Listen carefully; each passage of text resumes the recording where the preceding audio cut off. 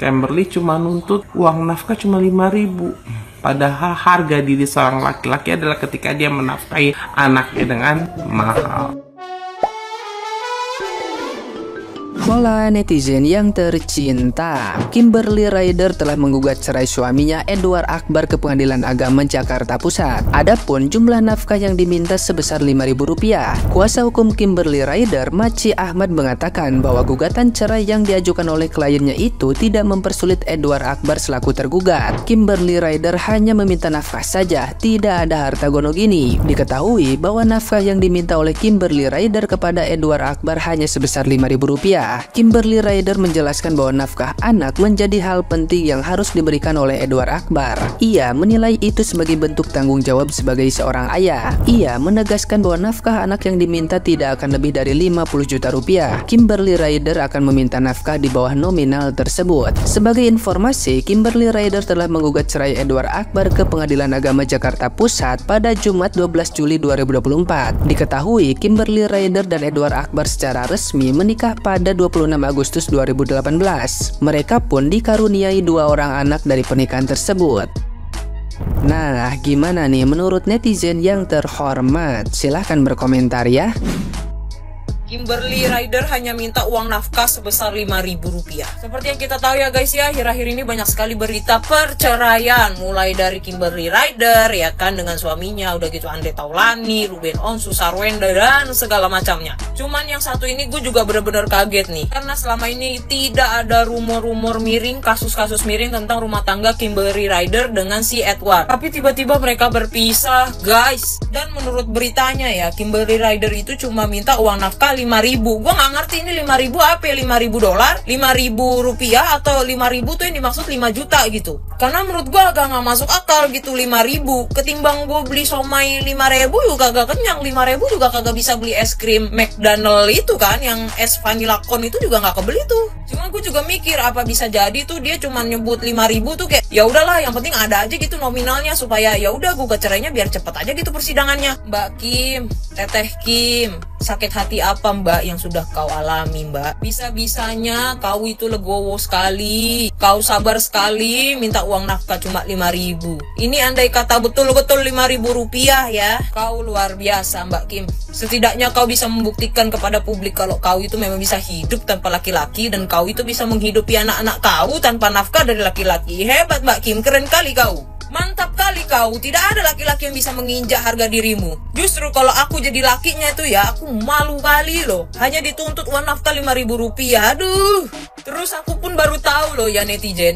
Ternyata Kimberly Rider itu pernah melahirkan di bidan. Seorang Kimberly Rider, seorang artis yang menurut gua artis papan atas ya, cukup terkenal, cukup famous ya pada masanya, melahirkan di bidan, bukan di rumah sakit elit yang ruangannya, roomnya VVIP room dan segala macam, tapi dia memilih melahirkan di bidan. Kayak apalah perempuan inilah, baik kali loh hatinya, tulus kali astaga. Baru kali ini kayaknya aku dengar itu ya ada artis lahiran di bidan. Aku pun dulu lahiran di bidan sayang, tapi kan aku bukan artis gitu, aku bukan siapa-siapa gitu loh. Aku lahiran di bidan ya supaya murah aja gitu. Menurut gue ya Rp5.000 itu kalau bener Rp5.000 ya itu tidak ada apa-apanya gitu loh. Cuman kayak itu hanyalah simbol dari Kimberly untuk mantan suaminya gitu ya, supaya tidak melupakan kewajiban dia terhadap anak-anaknya gitu loh. Salut Mbak Kim, salut, betul-betul salut aku. Dengan begitu Mbak Kim, kau tidak perlu menjatuhkan harga dirimu di depan mantan.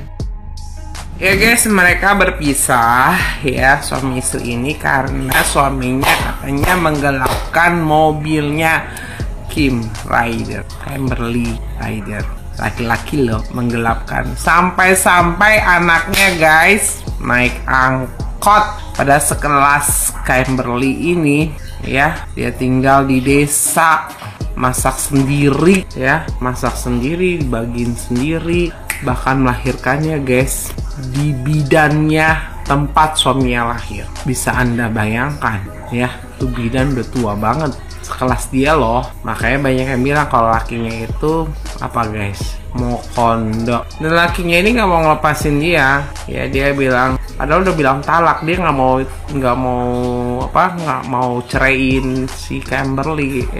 Udah talak, makanya dibilang sama netizen kayak jangan asal ngomong ya. Makanya ada banyak laki-laki gitu loh, sok-sokan cerai, pergi, gua mau pergi. Pas ceweknya bilang udah lo pergi aja, diem, maunya tuh dikejar-kejar, ditahan-tahan. Jangan ceraikan aku. Nah itu paling seneng, itu dia penyiksaan, suka menyiksa perasaan perempuan. Ya nggak sih guys? Ada yang kayak gitu memang. Makanya saya nggak sungkan-sungkan kalau saya bilang laki-laki ini ya, kalau sampai dia mau tinggal sampai di daerah, dia itu bule gitu loh.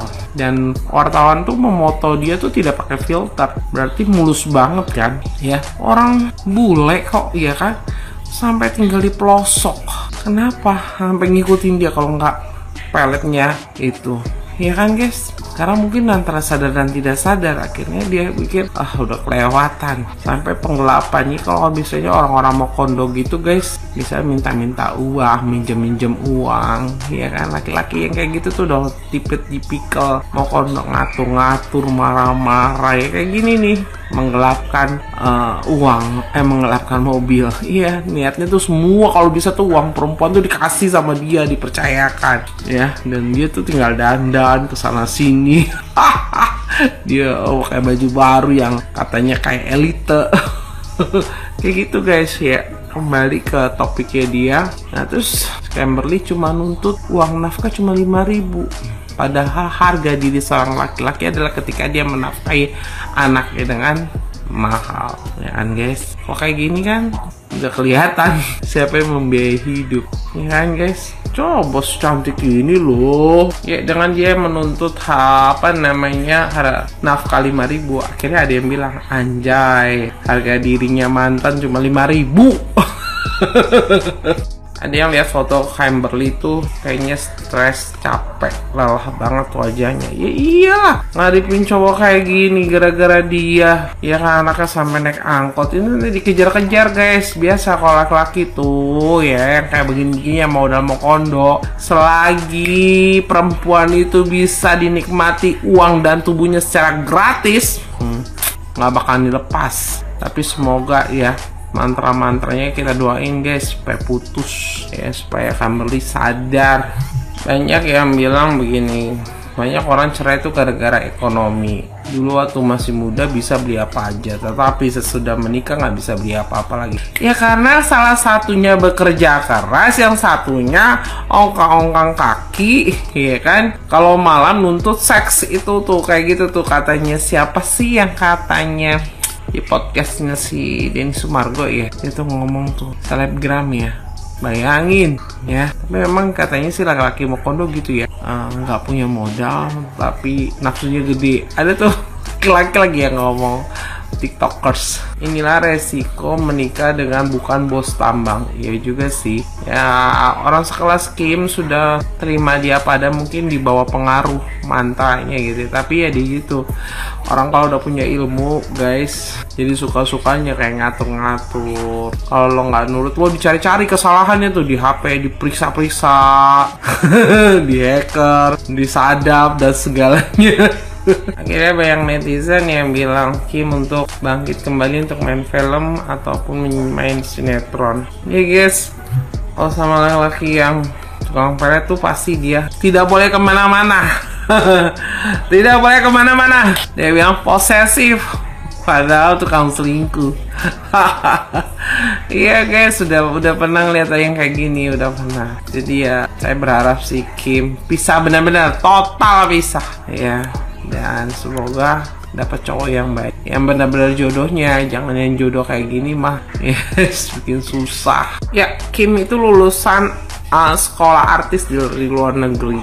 Ternyata bener guys, itu mobil dipakai suaminya untuk selingkuh. Ingat ya guys, ciri-ciri orang tukang selingkuh: mau kondo, kedua nggak ngasih makan, maunya uang perempuan tuh dikuasai, diatur, di HP, disadap, gak boleh kemana-mana. Pokoknya uangnya tuh cewek, hartanya kalau bisa dikuasai, dihabis, diperes. disuruh beranak pinak, nggak dikasih makan, terus dihina-hina, dicari kesalahan kayak gitu guys. Ya pokoknya semoga perempuan-perempuan tuh yang pokoknya dijauhin dari pergaulan. Jadi pernah ada waktu itu perempuan ya sampai di apartemen disakitin luar biasa, cantik loh ya, mungkin dia anak orang kaya. Jadi anda saya berharap ketika perkawinan seseorang itu aneh, selidiki apakah ini karena dipelet atau tidak. Terus kalau udah dipelet, jangan dijauhin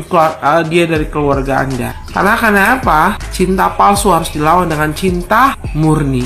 Itu pelet itu cinta palsu, itu nanti bisa-bisa sampai mati, tertekan kayak mukanya Kim kan stres, capek ya. Jadi itu pelajaran loh ya, cowok-cowok mau kondo kayak gitu tuh ya guys. Itu saja dari saya, semoga Kim bangkit menapak masa depan ya. Tinggalkan saja orang-orang seperti itu, nggak bakal dilepas, dicoba kejar mulu, bakal nanti ngoceh-ngoceh ngejelekin Kim supaya ngomongnya kayak pengada kejadian kan ya, seorang politikus dan artis selain dari seorang Makondo terus aja ngomong ngoceh-ngoceh ya kan guys. Itu aja, bangkit Kim, semangat.